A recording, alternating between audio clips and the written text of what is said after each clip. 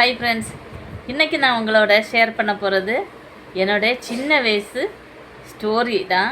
நான் எப்படி வளர்ந்தேன், நான் எப்படி தாய் அன்புக்கு இயங்கினேன், அந்த குறித்ததான சின்ன குட்டி ஸ்டோரி தான் உங்களோட ஷேர் பண்ண போகிறேன். சரிங்களா?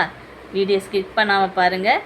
இனி ஒவ்வொரு பெரிய வீடியோலையும் ஒவ்வொரு ஸ்டெப்பாக என்னுடைய ஓன் ஸ்டோரிகளை நான் போடுவேன்.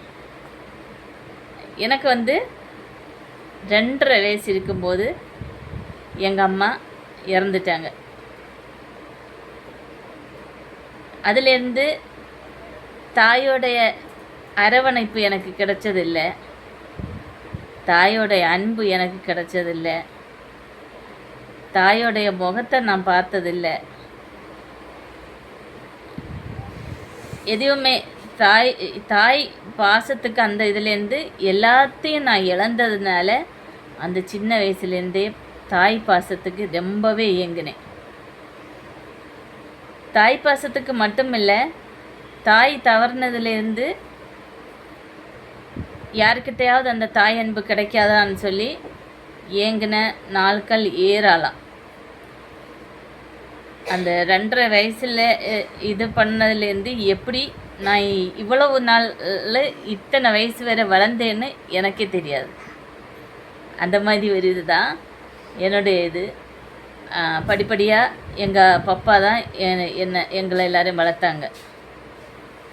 ஆனால் தகப்பன் தாயாகவும் இருந்து என்னை நல்லா வளர்த்தாங்க. எங்கள் அப்பா குடிக்க மாட்டார், சிகரெட் இது பண்ண மாட்டார், எந்த கெட்ட பழக்கமும் கிடையாது எங்கள் பப்பாவுக்கு. அதனால் எங்களை ஒரு தாய் இருந்து எப்படி நடத்துவாங்களோ அதே மாதிரி எங்கள் பப்பா, அவங்க அம்மா, அவங்க அப்பா, தாத்தா, பாட்டி யாருமே எங்களுக்கு கிடையாது.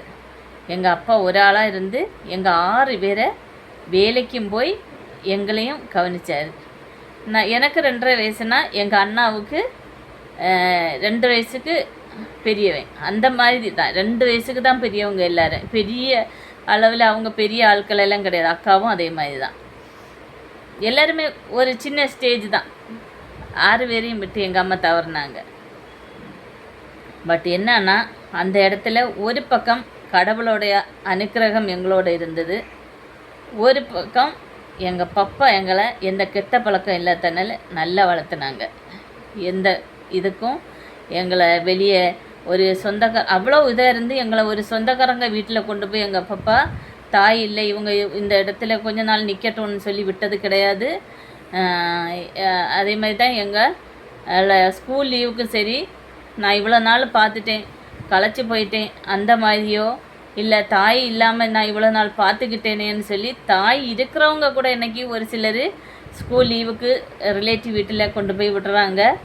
நான் அது அவங்க வெறுப்புனால விடுறதுன்னு சொல்லலை, அது தவறுன்னு சொல்லலை.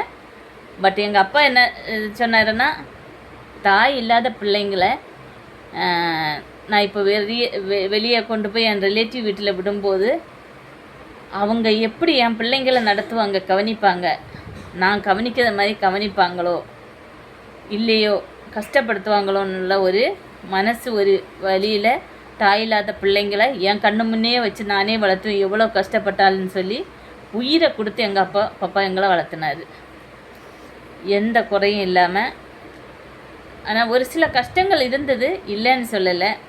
ஒரு குடும்பத்தில் ஒரு குழந்தைக்கு தாய் இல்லை, அப்பாவும் வேலைக்கு போயிட்டு வர்றதா இருந்தால் எப்படி இருக்கும்னு சொல்லி உங்களுக்கு நல்லாவே தெரியும். அதுலேயும் சின்ன வயசாக ரொம்ப சின்னவளாக இருந்தது நான். ஏன்னா என் பெரியவங்க எல்லோரும் எனக்கு மூத்தவங்க எல்லோரும் இருக்கும்போது அவங்க என்ன பண்ணுவாங்க, எல்லோரும் சின்ன வயசானனால இப்போ ஒரு உணவாக இருக்கட்டும், சாப்பிடும் போதாக இருக்கட்டும், பருதளிப்பிலையாக இருக்கட்டும், குளிக்க வைக்கிறதுல இருக்கட்டும், அவங்கள பார்த்துக்கே அவங்களுக்கு அதுக்கேற்ற மெச்சூரிட்டி இல்லை. அப்போ என்ன எப்படி பார்த்துப்பாங்க, சாப்பாடு சாப்பிட்டா உண்டு, இல்லைன்னா இல்லை, குளித்தது, குளிக்கட்டா இல்லை, அப்படி தான். ஆனால் பப்பா காலையில் எங்களை என்ன பண்ணுவாங்கட்டுன்னா, அவங்களுக்கு கொஞ்சம் டைம் இருக்கிற அன்னைக்கு எல்லாருக்குமே எங்கள் தலையில் எண்ணெய் தேய்ச்சி எங்கள் உடம்பெல்லாம் எண்ணெய் தேய்ச்சி எங்களை கொண்டு போய் ஆற்றுல கொண்டு போய் குளிக்க வச்சு எங்களை நல்ல ட்ரெஸ் எல்லாம் மாற்றி விட்டுட்டு போவாங்க. அந்த மாதிரி எங்களை நல்லா கவனித்தாங்க. அதுலேருந்து கொஞ்சம் பெருசானே ஸ்கூலுக்கு போத்தவங்கனே எல்லாருக்கும் ஸ்கூலில் பிள்ளைங்க வந்து சொல்லுவாங்க, அம்மாவுடைய கதைகளை பற்றி சொல்லுவாங்க. அப்போ கேட்பாங்க, எல்லா பிள்ளைங்களும் மாறி மாறி பேசிட்டு இது பண்ணுவாங்க. எங்கள் அம்மா ஃபோட்டோ இது, எங்கள் அம்மா இப்படி இருப்பாங்க அப்படின்னு சொல்லுவாங்க. ஏதாவது ஸ்கூலில் ஃபங்க்ஷன், ஸ்கூலில் விஷயங்களுக்கு அம்மாவும் அப்பாவும் சேர்ந்து வருவாங்க, அம்மாவை கூட்டிகிட்டு வருவாங்க. ஆனால் அந்த இடத்துல எனக்கு வந்து அம்மான்னு சொல்லதுக்கோ இது இல்லை. நான் அம்மானு கூப்பிட்டுருக்கேனான்னு சொல்லி கேட்டால் கூட அரிதுன்னு தான் சொல்லலாம். அப்படி கூப்பிட்டது மாதிரி எனக்கு ஞாபகத்தில் இல்லை. ஆனால் அந்த டைமில் பிள்ளைங்க கேட்பாங்க, உங்கள் அம்மா எப்படி இருப்பாங்க? ஒன்றை மாதிரி இருப்பாங்களா, உங்கள் அக்கா மாதிரி இருப்பாங்களா, யாரை மாதிரி இருப்பாங்க? அப்போ எல்லாம் அந்த இடத்துல நான் தயங்கி போயிருக்கேன். அந்த இடத்துல நான் அழுதுருக்கேன் ரொம்ப நாள். அவங்க வந்து நம்மளை நோகடிக்கணும்னு கேட்டது கிடையாது. பட் எதுக்காக கேட்டாங்கன்னா, அவங்களுக்கு ஒரு ஆசை, ஒன்றை மாதிரி இருப்பாங்களா எப்படின்னு. எல்லோரும் ஷேர் பண்ணும்போது ஷேர் பண்ணணும்ல. அப்போது அந்த இடத்துல எனக்கு சொல்லக்கு தெரியலை எங்கள் அம்மா யாரை மாதிரி இருப்பாங்கன்னு. ஏன்னா ஒரு ஃபோட்டோவோ பட்டு அந்த முகத்தோட ரூபமோ எனக்கு தெரியாது இன்னைக்கு வரை. கண்டிப்பாக நம்ம குழந்தைங்களாக இருக்கிறவங்க எல்லாம் இருக்கோம், ஆண் குழந்தை இருக்கட்டும் பெண் குழந்தை இருக்கட்டும், கண்டிப்பாக தேவை ஒரு தாயோடைய அரவணைப்பு, தாயோடைய அன்பு கண்டிப்பாக தேவை. அது எவ்வளோ பெரிய இழப்பு, அதனால் எவ்வளோ வலிகள், அதனால் எவ்வளோ பாதிப்புகள் அப்படின்னு சொல்லி கொஞ்சம் கொஞ்சம் இப்போ 6 வயசு 5 வயசு 7 வயசு 8 வயசு அப்படி 6ஆம் கிளாஸு 7ஆம் கிளாஸு 8ஆம் கிளாஸ் அந்த மாதிரி படிப்பு இல்லை வசந்து வரும்போது ஒவ்வொரு வயசும் போக போகத்தான் எனக்கு தெரிய வந்தது. இன்னும் அதிகமாக அம்மா இல்லை, அம்மாவோடைய அன்புக்காக இன்னும் அதிகமாக ஒவ்வொரு வயசு போக போக தான் நான் இன்னும் அதிகமாக ஏங்கினேன். சின்ன குழந்தையில் இருந்ததை விட வயசு போகும்போது தான் அந்த தாயோடைய அன்புக்கு ஏங்குன நாட்கள் பலதும். நைட்டெல்லாம் தூக்கம் வராது நமக்கு. அந்த அக்கா மாதிரி எல்லோரும் நல்லா தூங்குவாங்க எல்லோரும், ஆனால் எனக்கு மட்டும் நைட்டு தூக்கம் வராது. ஏன்னா அம்மாவோட அரவணைப்பு இல்லை. அந்த ஞாபகங்கள் கெட்ட கனவு வரும்னு சொல்லி ஈவினிங்கே அழ தொடங்குவேன், நைட்டு தூங்கிறதுக்கு பயந்து. அந்த மாதிரி இருந்தனால இன்றைக்கி நான் வந்து என்னுடைய குழந்தைங்களுக்கு அந்த மாதிரி ஒரு சிச்சுவேஷன் வரக்கூடாது. அதை தான் நான் இன்றைக்கி இது பண்ணுறேன்.